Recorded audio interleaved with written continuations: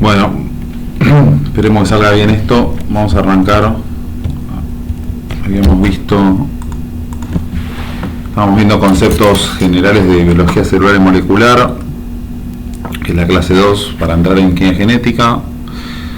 Vimos un poco las células, los tamaños, diferencias entre procariotas y eucariotas, algunas organelas y partes que componen a las células, como la pared de la membrana, las mitocondrias, los cilios, los flagelos, etcétera, distintos tipos de células. Vimos un poquito la pared bacteriana, que tiene mucha relevancia en lo que es biotecnología, con bacterias, la gran positiva, la gran negativa.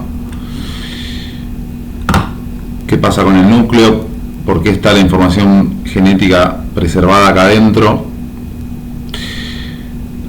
Los diferentes tipos celulares que aparecen en los animales. Y bueno, entrar en la biotecnología moderna. Primero ocurrió el descubrimiento del ADN, el experimento de Griffith, luego en los años 20, que es lo que luego se supo. Fue un experimento que fue pionero para luego concluir que el ADN es la molécula que hereda la información genética, la carga genética, o sea, la información necesaria para fabricar un individuo, es la que se expresa, la que se propaga de generación en generación, material genético heredado. Vimos la estructura del ADN, ya hicimos ejercicio de la estructura, y vimos que a partir de que se conocía la estructura del ADN se empezaron a hacer a cortar y pegar genes, ¿sí? Y tenemos que entrar en el dogma central, que también ya lo vimos bastante. Básicamente es la información que está en el ADN guardada, protegida, cuidada en el núcleo. Cuando necesitamos expresar alguna información, se va a generar una copia de un gen en un transcripto, en el ARN, y ese ARN se va a traducir, se va a leer, se va a cambiar de un código de 4 letras a un código de más o menos 20 aminoácidos, que son las proteínas. ¿Sí? Entonces el flujo de la información genética va en este sentido, desde el núcleo con el ADN a un ARN, que es un transcripto, para luego traducirse en una proteína. El proteoma, el conjunto de proteínas, nos van a dar los rasgos de cualquier ser vivo, ¿sí? Incluidos los humanos. Además, el ADN, como se hereda, se tiene que replicar. Así que el objetivo de este módulo es entender a nivel molecular la replicación, la transcripción, la traducción, mecanismos que hay de regular de regular cuánto se fabrica, cuán rápido va esto, ¿sí? Cuánta proteína, de qué tipo se fabrica, y qué pasa cuando se altera alguna base, algún pedazo de información en el ADN, que por más que esté cuidado, sufre permanentemente agresiones del ambiente y termina mutando y cambiando, ¿sí? Y por más que el cuerpo tenga mecanismos para corregir esos errores, siempre hay una inevitabilidad de que se produzcan mutaciones, que hasta cierto punto son buenas. Vimos la replicación del ADN, el experimento de Mendelssohn-Stahl, que me decía que era semi-conservativa la replicación, y la horquilla de replicación, ¿sí? Con su DNA polimerasa, sus primasas, etc.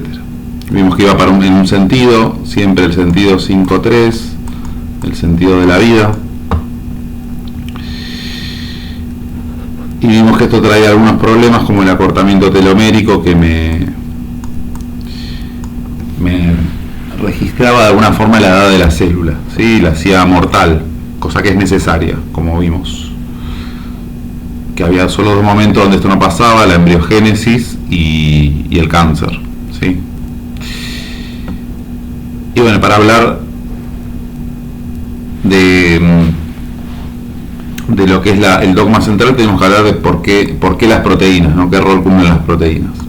Y vimos que había muchísimos roles: contráctil, de señalización, inmunológicos, de transporte. Las enzimas son proteínas.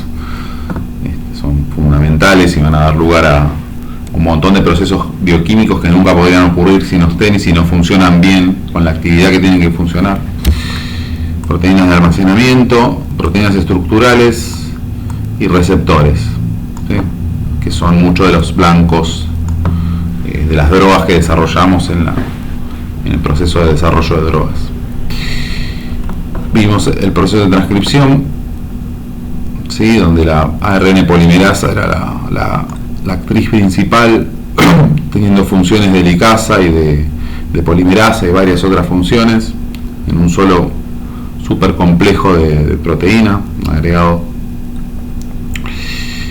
Y además vimos el splicing alternativo, ¿sí? Que había intrones, había exones. Los que me van a fabricar las proteínas son los exones, y estos exones los podemos acomodar de diversas formas y dar lugar a mucha diversidad. Con un solo gen dar lugar a mucha diversidad de proteínas distintas, ¿sí? Como la A, la B, la C. Depende en el tejido en el que se encuentre, en el estado en que se encuentre, se va a cortar de distintas formas. Y ahora sí entramos en lo que falta, que es la traducción del ARN, que es que luego que se procesa este ARN primario, este es el pre-RNA mensajero, luego que se juntan todos estos exones y se obtiene el ARN maduro, que además tiene aquí una colita de poliadeninas, va a ir al citoplasma y se va a traducir de un lenguaje de 4 letras, que es uracilo, citosina, guanina, adenina, se va a traducir a un código de 20.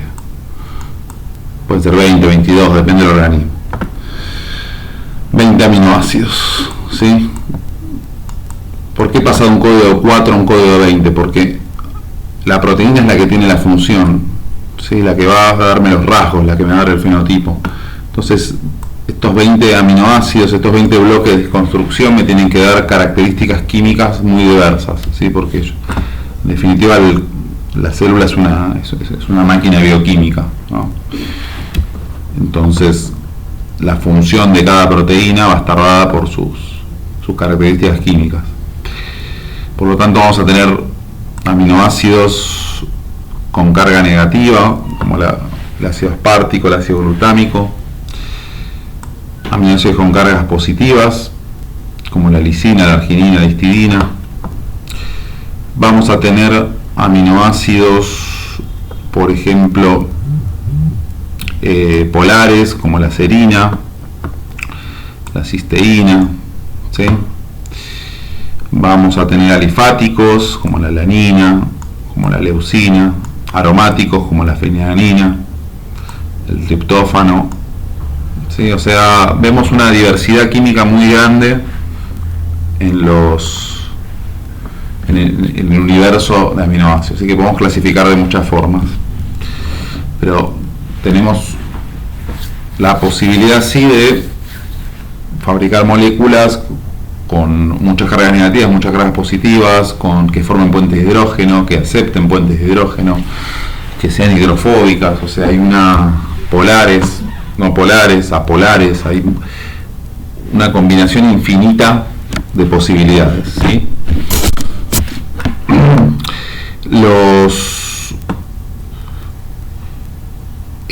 Los aminoácidos son los bloques de construcción, digamos, que me van a formar péptidos, ¿sí? O sea, polímeros compuestos de aminoácidos, ¿sí? Cuando estos péptidos son suficientemente grandes, se habla de más de 100 aminoácidos, una definición así burda, estamos hablando de una proteína, ¿sí? O sea, una cosa es un polipéptido, otra cosa es una proteína, una relevancia funcional y un tamaño mayor a 100 aminoácidos. Los aminoácidos se van a unir por un enlace peptídico que involucra una deshidratación, ¿sí? Y esta reacción necesita energía, necesita el gasto de ATP, y esta reacción es la que va a catalizar el complejo ribosomal, ¿sí? Los ribosomas, que son los encargados, es el actor principal en la traducción. O sea, la transcripción es la ARN polimerasa, en la replicación la ADN polimerasa, acá es la Acá son los ribosomas, ¿sí? Que son estos bichos. Ahora vamos a entrar en eso. Pero para recordar un poco, desde el punto de vista químico, los aminoácidos son muy variables, pero a la vez tienen una cosa en común, que es el grupo amino, un carbono quiral unido a un hidrógeno y un grupo ácido, ¿sí? Un grupo carboxílico. Esta es la estructura básica de un aminoácido. Todos los aminoácidos, o la mayor parte de los aminoácidos, los que están en esta tabla, los alfa aminoácidos, tienen esta estructura, ¿sí? Y acá van a tener en el cuarto enlace de ese carbono quiral, van a tener R, que es la cadena lateral que le va a dar las propiedades químicas al aminoácido, ¿sí? Si por ejemplo es una glicina, el R simplemente es un protón, ¿sí? O sea, esto va a ser un protón. Si es una serina, esto va a ser un oxidrilo. Ya vamos a tener dador, aceptor de puentes de hidrógeno. Si es una lisina, esto va a tener una cadena acá con un amino terminal, por lo tanto va a tener una carga positiva, pH fisiológico, ¿sí? Eso me va a dar un aminoácido de carga positiva. Y en fin, todos estos sustituyentes, estas cadenas laterales, van a dar esta diversidad química que les comentaba.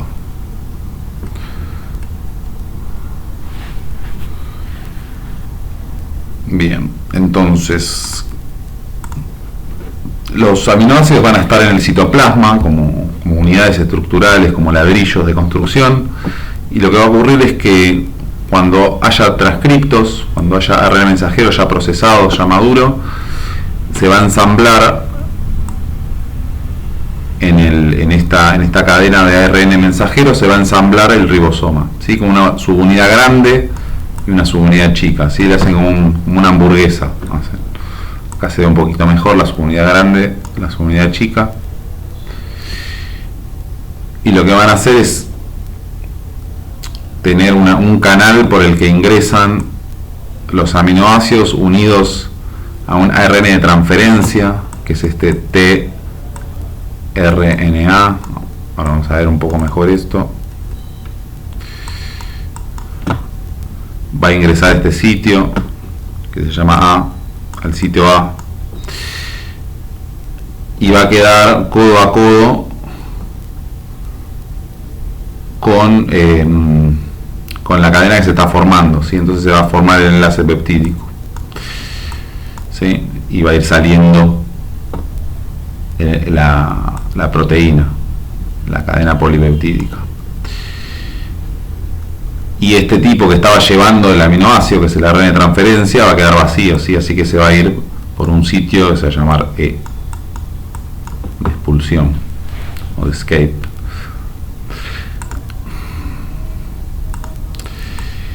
Estos tipos que llevan aminoácidos, llevan y traen aminoácidos, son los ARN de transferencia, que son estos. Esto hasta acá.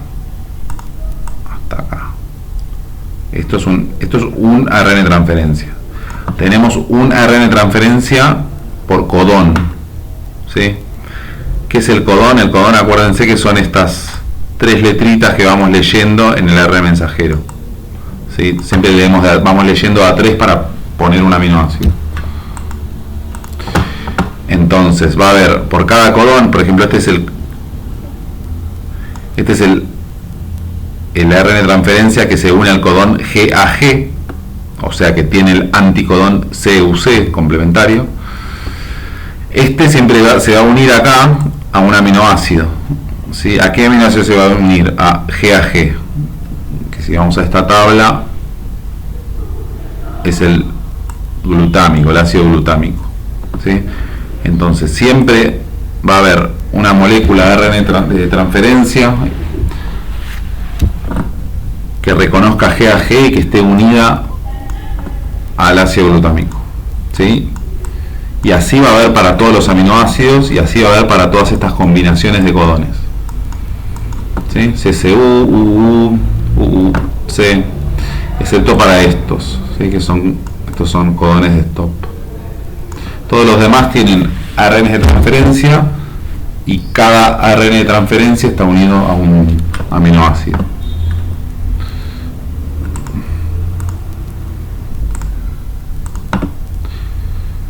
Esto es lo que se llama, esto es el código genético, ¿sí?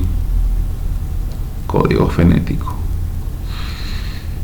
Esto también depende, hay variaciones por especie, pero este es un código genético genérico, consenso, popularizado, digamos, que la biología usa bastante. O sea, básicamente es una tabla donde es una tabla que te da un diccionario, digamos, ¿sí? Te da la traducción entre el lenguaje de ARN y el lenguaje de proteína. ¿Sí? Esto, como todo en la biología, se articula de una forma química. ¿Sí? La traducción desde el lenguaje es una forma química. La forma química es la expresión de estos ARN de transferencia, donde cada uno de los que está corresponde a cada una de estas combinaciones de letras. ¿Sí? Acá está el proceso en el libro. Ahora vamos a poner un videito donde tenemos 3 sitios en el ribosoma, ¿sí? Se dice EPA. Tenemos el sitio de admisión, que es por donde ingresa la ARN de transferencia, el sitio de procesamiento y el sitio de escape, por donde se va. Entonces, todo empieza con la metionina, que es un aminoácido, es este rojo, es una secuencia de inicio. O sea, hasta que no aparece un agujero empieza a traducirse la proteína. Pueden tener un montón de letras acá, un ARN mensajero gigantesco, y hasta que no aparece AUG, por ejemplo acá aparece AUG, todo lo que está atrás de AUG, arriba se dice, todo lo que está ahí atrás no se lee, se saltea, ¿sí? Recién acaba de empezar la fabricación de la proteína. Entonces, el ARN ribosomal se ensambla acá en el ARN mensajero, que es esto que está acá, ¿sí? Donde está la metionina, la secuencia AUG. Entonces ahí deja que entre un ARN de transferencia que lee este codón AUG con su metionina en la punta y se queda en el sitio P, ¿sí? O sea, el sitio del medio. Entonces, ¿qué pasa? Al lado de este codón AUG, no voy a escribir más porque no se entiende nada. Al lado de este sitio AUG de la metionina va a entrar el ARN de transferencia que corresponde a UUC, ¿sí? Que se ve acá. Entonces van a quedar uno al ladito del otro, el sitio P y el sitio A. Este es el ARN de transferencia que tiene la metionina y este es el que tiene UUC, que es la fenilalanina. Entonces ahora están uno al lado del otro y el ribosoma, que tiene actividad catalítica para formar enlace peptídico, va a catalizar esta reacción, ¿sí? Y ya me unió 2 aminoácidos. Ya unió esos 2 aminoácidos, entonces se libera el que tenía la metionina, se va por el sitio E, o sea, el primero que entró se va, first in, first out, y me queda este ARN de transferencia unido a lo que está haciendo la proteína naciente. Y ahora se repite eso, ¿sí? Se desplaza una posición todo y va a aparecer acá un ARN de transferencia que lea la secuencia UGG, que vamos a ver qué es UGG. Esto es TIR, no TRI, tirosina es esto, ¿sí? Está mal acá la tabla, es TIR, como TIR de Bardal. Tirosina es un aminoácido que tiene un fenolcito, ¿sí? O sea, es aromático con un oxidrilo.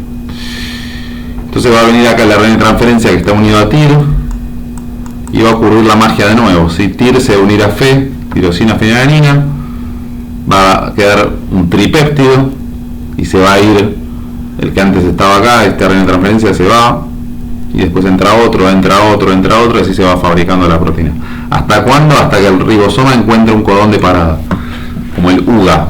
Cuando encuentra UGA es un stop, un codón de parada, pierde afinidad química, las interacciones no covalentes, se pierde esa afinidad y se desacopla, digamos, ¿sí? Deja de interaccionar con el ARN mensajero. Entonces se desarma todo el complejo ribosomal y quedó la proteína terminada, ¿sí? Vamos a ver un videito de eso. ¿Estamos grabando? Sí.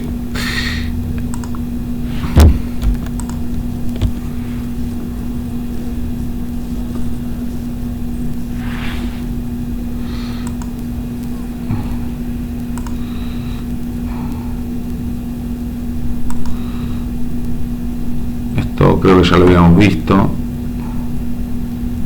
Esta es la replicación. Acá tenemos el ARN mensajero que sale del núcleo por los poros nucleares, son estos agujeros que hay ahí. Ya está en el citoplasma ahí nadando. Ahí va nadando. Sigue nadando. Y acá se ensambló el ribosoma, ¿sí? La que está arriba es la subunidad grande y la que está abajo es la subunidad chica. Se ensambló adentro, agarrando, mordiendo al ARN mensajero. Ahí está el ARN mensajero. Y estos bichitos, estas T, son los ARNs de transferencia, ¿sí? Fíjense, tiene todo esto azul es el backbone de la ARN. En la punta tiene un aminoácido, el aminoácido que corresponde. Si es el primero sería la metionina, acá en la pelota esta, y acá abajo el anticodón que lea el codón que está en la tabla, ¿sí? Bueno, hay 20, eso ya se los conté, bla bla bla. Este tiene el anticodón UCA, ¿sí? Así que va a leer AU, ¿sí? Fíjense cómo va entrando, van entrando. Acá está el que está, vemos acá a la derecha el que está entrando, el que está saliendo a la izquierda, está por salir, acá ya hay uno saliendo, y este es el que quedó de procesamiento, que tiene unido toda la cadena polipeptídica, ¿sí? Entonces vino al otro lado,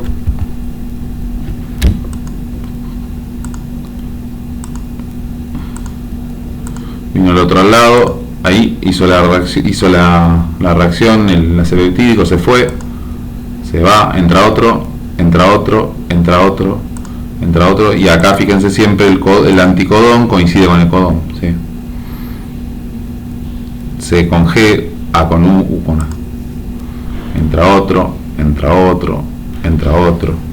y así hasta que encuentre una secuencia de parada, ¿sí? Va saliendo la proteína que ya se empieza a foldear, a plegar. O sea, eso va ocurriendo mientras sale, no ocurre acá secuencialmente como en el video. Y acá tenemos la proteína terminada. Pero bueno, el chiste es que esto no termina acá.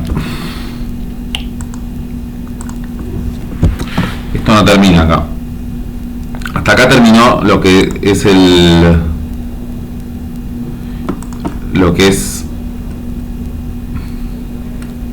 dogma central, ¿sí? Pasamos de ADN, lo transcribimos a ARN y lo traducimos a proteína. Listo, ya está. Ya está la proteína funcional, andando, feliz y contenta. Bueno, en realidad no termina ahí, ¿sí? La biología nunca termina, siempre hay algo más. Entonces hasta acá termina el dogma central, pero hay modificaciones post-traduccionales, ¿sí? O sea, luego de que se fabricó la proteína, de que el ribosoma me la dejó ahí flotando en el citoplasma, dependiendo de la célula, dependiendo del tejido, dependiendo de las condiciones, dependiendo de la especie, de la raza, de un montón de cosas, vamos a tener distintas modificaciones post-traduccionales. O sea, hasta acá hicimos así en serie, siguiendo una receta, una proteína como una cadena de aminoácidos. Bueno, después va a haber modificaciones químicas que se van a poner. ¿Sí? Las más conocidas, la fosforilación, ponerle un grupo fosfato, una serina por ejemplo. la metilación, ponerle grupos metilos, ¿sí? La glicosilación, la ubiquitidación, que es marcar la proteína para degradarla, la degradación, la proteólisis, ¿sí? O sea, va a haber muchas modificaciones que puede haber. Las glicosilaciones son muy importantes para el reconocimiento del sistema inmune. O sea, cada especie tiene su patrón de glicosilación, entonces a veces la proteína es idéntica, a veces, por ejemplo, nosotros fabricamos una proteína con un animal transgénico, una proteína de un fármaco, una hormona puede ser, por ejemplo, la consumimos o genera una alergia o no funciona, ¿sí? Porque no tiene las glicosilaciones que tiene que tener, porque cada glicosilación, cada patrón es típico del organismo que lo fabrica, ¿sí? Está fabricado para ese organismo, no para otro. Entonces, cuando yo pongo en un chancho a fabricar una proteína de humano, no va a ser la misma la glicosilación. Por eso estaba el ejemplo que les mostraba en una de las primeras clases de los chanchos transgénicos que tenían apagado ciertas proteínas que glicosilaban para hacer un patrón de glicosilación parecido al del humano, ¿sí? Porque los chanchos glicosilaban más. Entonces, cambiando ese patrón de glicosilación, hacían que la proteína, que a nivel aminoácido sea idéntica, fuera más parecida porque tenía el mismo patrón de glicosilación, ¿sí? Acá hay los patrones de glicosilación son complejos, no es agregar un monosacárido, ¿sí? Es agregar muchos polisacáridos ramificados, es bastante complejo, ¿sí? Estos son los N-glicanos y los O-glicanos, ¿sí? Porque pueden estar unidos a nitrógeno o oxígeno. Fíjense acá, azúcar, ¿sí? Toda la cantidad de moléculas de sacáridos que hay, ¿no? Tengo una ramificación. Acá es donde se va a unir a la proteína, ¿sí? Al aminoácido. Y acá lo mismo, se va a unir al aminoácido y este va a tener solo 4 azúcares. ¿Sí? Estos patrones de glicosilación que se representan con estos colores, ¿sí? Fíjense, puede haber acetilglucosamina, manosa, galactosa, fucosa, distintos azúcares. Me van a dar patrones muy muy complejos y los sistemas inmunes lo van a reconocer muy bien a los que no son propios del cuerpo, ¿sí? Por eso esto que les decía es importante, la compatibilidad en las modificaciones post-traduccionales. Y además, cuando hacemos proteínas en bacterias, las bacterias no hacen glicosilaciones, ¿sí? Entonces, muchos fármacos, por ejemplo, que podemos hacer en bacterias no van a funcionar en humanos, ¿sí? Tenemos que hacerlo en otros medios de expresión, o tenemos que usar unas bacterias especiales que pueden glicosilar. Y bueno, después están las fosforilaciones, ¿sí? Que las fosforilaciones hacen dos cosas importantes, que es activar las proteínas o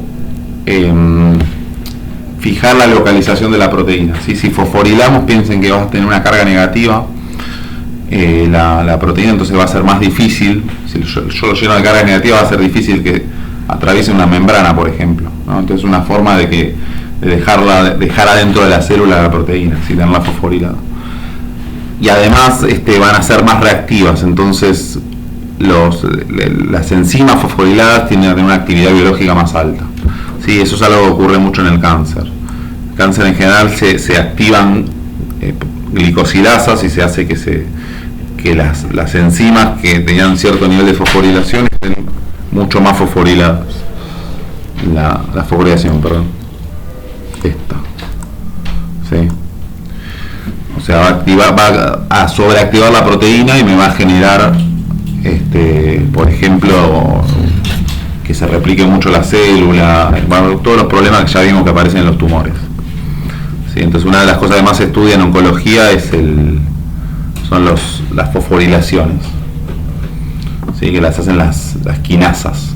Las quinasas son las proteínas que fosforilan. que obviamente fosforilan usando ATP.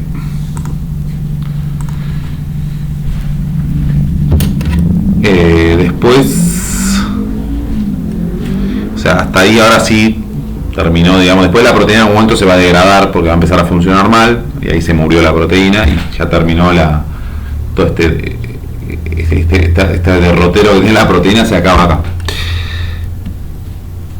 Ahora, lo que tenemos que entrar es a regulación, o sea, el dogma central me habla de que tengo el ADN, ARN, proteína, pero yo tengo que expresar en cierta cantidad las proteínas a cierto ritmo, en ciertos tejidos sí, en ciertos tejidos no, en ciertos momentos del día, en ciertas situaciones de estrés, etcétera.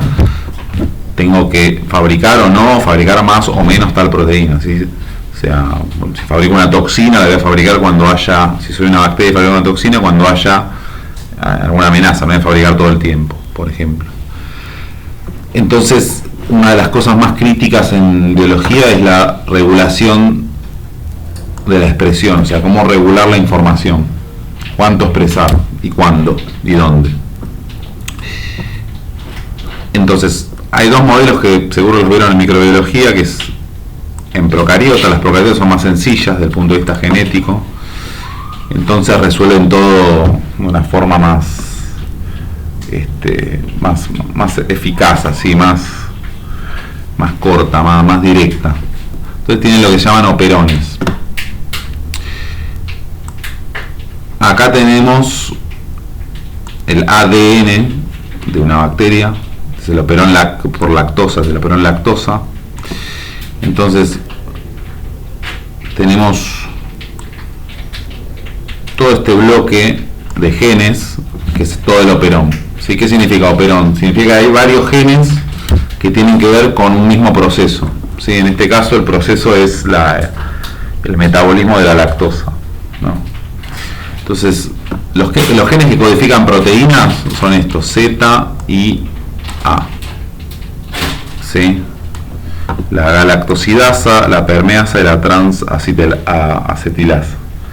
¿Sí? Una va a cortar la lactosa en 2 monosacáridos, la otra la va a meter adentro de la célula y la otra le va a hacer una acetilación. Son 3 proteínas vinculadas con el metabolismo de la lactosa, ¿sí? O sea, tienen que ver con lo mismo. Entonces, si yo tengo que metabolizar lactosa, voy a tener que fabricar las 3 cosas. Por eso están todas juntas, ¿sí? No es boluda la célula. Río arriba, o sea, río arriba significa en contra de 5.3, del sentido de la vida, del sentido de expresión, del sentido de transcripción. Yo tengo una región no codificante que se llama O y otra que es P. P es promotor y O es operador. Promotor, esto es muy muy importante. El promotor es la región en donde la polimerasa se une. ¿Sí? En el promotor se va a unir la ARN polimerasa, o sea, va a comenzar la transcripción. Y entre el promotor, que es donde se une la polimerasa, y todos los genes, está el operador. ¿Sí? O sea, lo tengo en el medio. Entonces yo puedo bloquear a la polimerasa, puedo hacer que no se fabrique esto, o puedo hacer que se fabrique menos, o puedo sacarlo y dejarlo libre y que se fabrique como loco. ¿Sí? Este es el operón, el operador, está en el medio. Entonces, fíjense, la lactosa, mejor dicho, va a haber una proteína de regulación, que es la proteína represora, que va a estar unida acá al operador. Va a estar ahí como un anillito pegada, ¿sí? No la saca nadie, está agarrada. Esta es la represora, la proteína represora. Y va a estar ahí reprimiendo a la polimerasa para que no haga la transcripción, que no se fabrique nada. O sea, estamos en un momento que no se fabrica nada. ¿Qué pasa? Si hay lactosa en el medio, o sea, si está entrando lactosa a la célula, porque un poquito de lactosa va a pasar la membrana, la lactosa se va a unir. Voy a poner otro color. La lactosa va a tener afinidad por esta proteína represora. Y cuando se una, la proteína va a tener un cambio conformacional, se va a abrir y va a salir de ahí. ¿Sí? Esta es la represora unida a la lactosa. O sea, cuando se una la lactosa al represor, el represor se va, se suelta. ¿Y qué pasa si se suelta? Y la polimerasa empieza a fabricar Z y A. O sea, ¿cuál es la idea de la bacteria? No hay lactosa en el medio, no hay lactosa, ¿para qué voy a fabricar todas estas proteínas? Al pedo. No, o sea, no hay lactosa. Si no hay lactosa, ¿para qué quiero fabricar estas proteínas? Estoy gastando ATP en cosas que podría guardar el ATP y usarlo para otra cosa, ¿no? Es un sentido económico, ¿sí? Como el ministro de Economía. Entonces, no hay lactosa, esto está reprimido. No hay fabricación de todo esto, no es necesario. Ahora, cuando empieza a haber lactosa, el represor se suelta y deja vía libre para que ocurra esto, ¿sí? Entonces se empieza a fabricar como loco galactosidasa, permeasa, transmetilasa. Esto hace que aumente mucho la lactosa adentro del la metabolización de la lactosa, ¿sí? Y cuando ya deja de haber lactosa en el medio, ya no hay lactosa para que se una al represor y el represor vuelve a unirse acá. Entonces esto es un prender apagar, ¿sí? Es un switching, es prender apagar dependiendo de la condición, si hay lactosa o no hay lactosa, ¿sí? O sea, muy sencillo, pero no, ¿sí? Y obviamente hay un gen que fabrica la proteína represora, ¿sí? Que está acá arriba, está arriba de todo esto. Y otra cosa interesante que pasa acá es que el ARN mensajero es uno solo, ¿sí? Porque las bacterias les encanta ahorrar todo el tiempo. Entonces te meten 3 genes juntos, ¿sí? Que se llaman genes estructurales del operón. Te meten Z y A todos juntos, hacen un solo ARN mensajero, y los ribosomas, y tiene un sitio de parada acá y otro sitio de parada acá. Entonces el ribosoma fabrica hasta ahí, se va, y viene otro, fabrica hasta acá, se va, viene otro, fabrica hasta acá, se va. Entonces un solo ARN mensajero, 3 proteínas distintas, ¿sí? Este es el operón lactosa. Y después está el operón triptófano, ¿sí? Que es muy parecido. Es muy